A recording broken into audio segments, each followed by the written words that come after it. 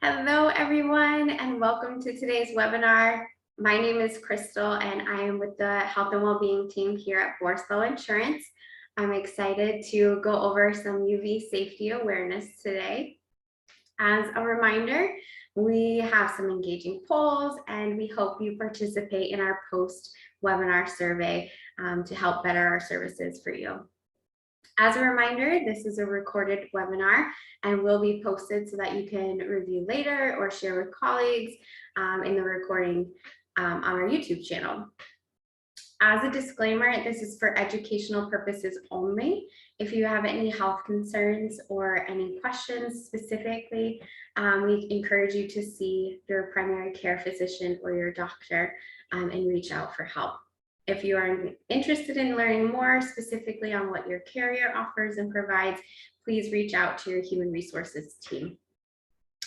In today's webinar, I also have my team. Miss Brittany is on the back end, and she will be utilizing the chat feature and the Q&A. So if you have anything throughout the webinar, please message her and she will be responding, and we will address anything at the end of the webinar.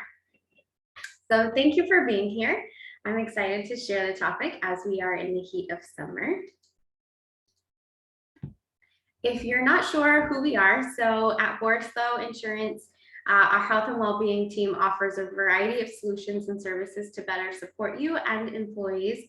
That includes culture audits and strategic planning, alternative wellness solutions, live webinars such as today's, and on-site classes.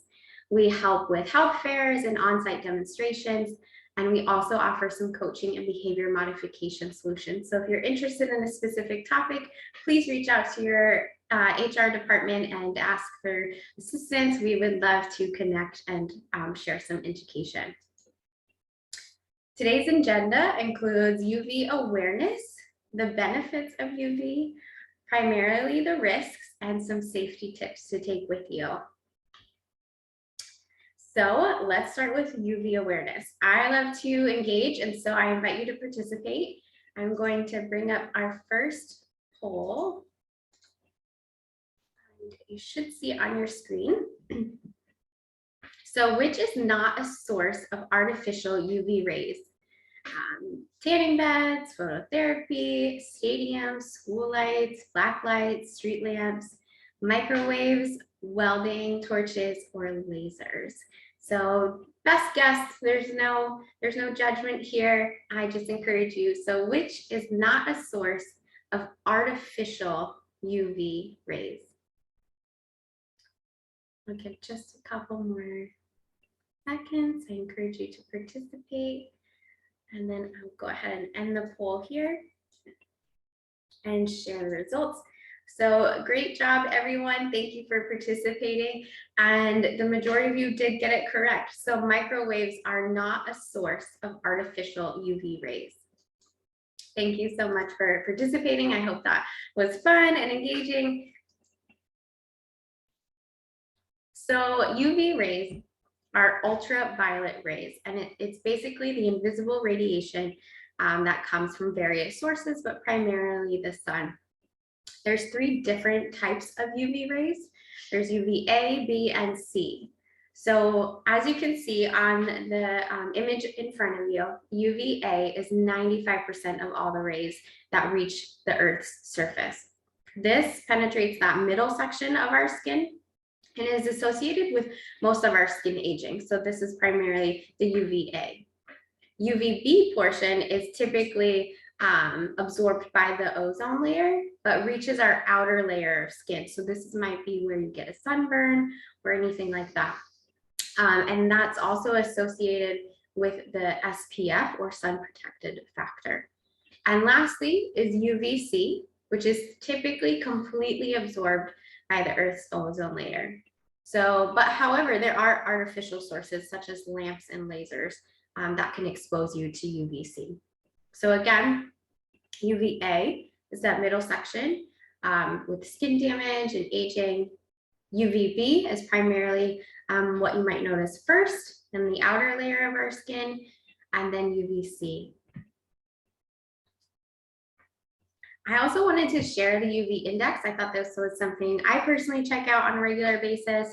especially that it's summer. But it is a scale that rates from 1 to 11. I haven't found any index with 11 quite yet, but it rates the different indicating amount of skin damage that the UVs will reach on the surface that day. So as you can see, 1 is low, and so your burn time is approximately 60 minutes without any protection, and then all the way up to 10, and that could be a quicker burn time of 15 to 25 minutes without any protection. So you'll see that throughout the day as the sun rotates, the UV index may go up and may go down. So I encourage you, oftentimes most of us have a phone device. You can typically check the UV right on there, or look it up online, or just take a peek and see where the sun is. In the morning, it's usually a little bit lower. In the evening, a little bit lower. So I encourage you to utilize this tool to check the UV index where you're located. I also wanted to bring awareness to reflection when it comes to UV rays. So reflection on the various items listed can actually nearly double the strength of the UV that day. So I encourage you to use extra precaution if it's snowy, if there's ice, sand, like at the beach. Water reflects UV rays, and grass does as well. So a lot of us may instantly think of the water and sand in the summer, but please be mindful that in the snow, or in the winter, excuse me, the snow and ice also have a high reflection, and that can double the UV strength throughout the day.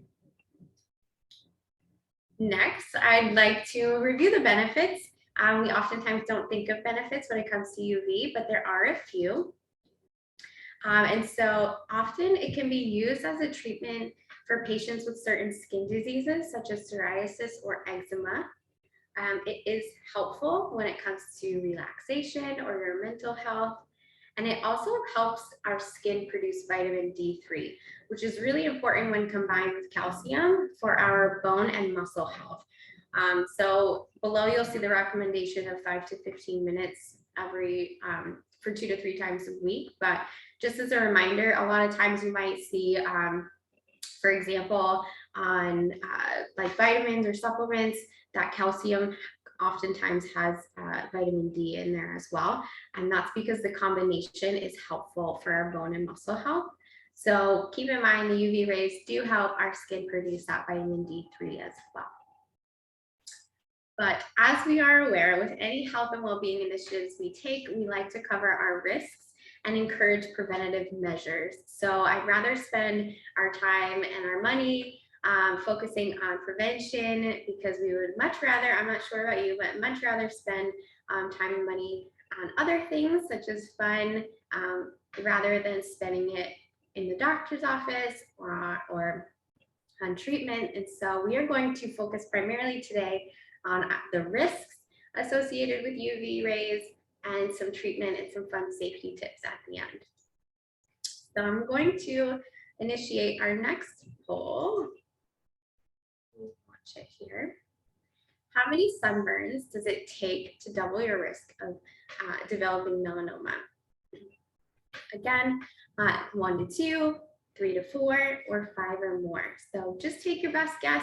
No judgment here. This is just for fun and to encourage engagement throughout the audience. So thank you so much for being here. I'm going to go ahead and end the poll here and share the results. And it looks like we have a tie, so this is really fun. I'm excited. There's a tie between all answers. And so how many sunburns does it take to double your risk of developing melanoma? And the answer is 5 or more. So I thought that was interesting and just kind of wanted to share a fun fact with you. And so I wanted to talk about the risks a little bit. There's short-term exposure risks and there are long-term exposure risks. So for example, the short-term includes burns on your skin, but also your eyes, and blistering. So keep in mind there are various degrees of burns. And I haven't put details on the burns specifically, but if you have questions, please reach out. but being mindful blistering is a different level or higher level degree of burn. And there are also long-term exposure risks, such as premature aging, skin cancer, which we will review, and also eye damage, which we will review as well in detail just in a few moments. But please keep in mind that certain oral or topical medicines and some cosmetics can actually increase your sensitivity to UV rays. So just be mindful and take a peek at the ingredients list. So I also wanted to share, as you can see on the screen, the picture shows what an actual screening kind of looks like. And oftentimes we might see these during health fairs. I encourage you to take a look, but it just shows what you see when you look in the mirror versus what the scan reading, the dermatology screening shows. So you can see all the spots on their face. That is what exposure to skin, sun, UV rays, and skin damage looks like in that second layer. So we may not see it, but it is underlying. So I just thought that was fun to see. I know I personally participated in the screening. If you haven't yet, I encourage you to do so. It's really interesting to learn your own health. So I wanted to focus first on vision risks because it's not something that I personally think of when I think of risks for UV exposure. And so I just wanted to bring awareness to your vision risks. So those include various diseases, such as cataracts, macular degeneration risk, skin cancer around your eyelids, corneal sunburn, and loss of vision. So those things can happen if you don't protect your eyes when exposed to UV or out in the sun. So just keeping those in mind. And then next, I wanted to share a little information on skin cancer. So UV exposure damages DNA cells, which your body can't repair. So most of this damage, when it's unrepaired, builds up over time and triggers mutations that cause skin cells to multiply rapidly. What this leads to is tumors and skin cancer if not treated and taken extra precautions. So the most common types of skin cancer includes these three on the screen, and you'll see in the image to the left where those different stages look like in the various cancers. So basal cell carcinoma is the most common skin cancer. So you can see it is explained in the middle section. And then the next one, and I'm going to pronounce it most likely incorrect, so I apologize, but squamous cell carcinoma is all the way to the left. So it's a little bit smaller. And the most dangerous type of skin cancer is actually melanoma, and you can see that all the way on the far right. And it just talks about the various cancers that are made of different DNA cells, but melanoma is the most dangerous type. And often, as we saw earlier, sunburn plays a strong role in that development, which is 5 or more sunburns can increase your risk significantly. So if you haven't checked it out, there are a ton of online resources that explain these in full detail. But I just wanted to bring awareness to what the different types were and early detection. So the skin actually tries to prevent further damage by darkening, which results in what we call a tan, but that's your skin's natural ability to try to protect the skin. So I encourage you to take self-exams. So make sure you're looking at your face, your scalp, hands, arms, and maybe your torso. Maybe ask someone to help you with your back or use a mirror, and also your legs. So what you'll want to look for on a regular basis are any growths, moles, any spots, or open sores in general. And if any of those growths, moles, or spots maybe itch, or if the areas grow in size, or if the healing process takes longer than 3 weeks. So if you have any concerns or you notice something, it's best to notice something and say something, and have your doctor take a peek, or reach out to a dermatologist, which is a skin skin specialist, and so you should maybe want to schedule an annual visit just as you take preventative measures. So keep in mind a self-exam is best. When you see something, say something and get it taken care of ahead of time rather than later. And next, I want to focus on some fun tips. So thanks for the educational portion. And let's just start this one with a poll. Let me watch that here. So what percentage of UVB rays does sunscreen with SPF 50 block? So again, I just encourage you to take your best guess. 0%, 53%, 76%, or 98%. Give just a couple more seconds to participate. This is just something fun. I thought it was intriguing and interesting, and I wanted to share with you. So I'll go ahead and end the poll here and share the results. And so you can see the majority picked 98%, and you are correct. UV protection with an SPF of 50 blocks 98% of the UVB rays, which is that middle layer of damage.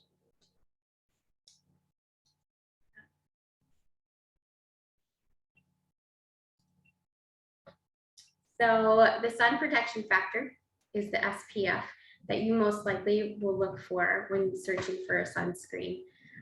So sun protecting factor blocks any UVB rays.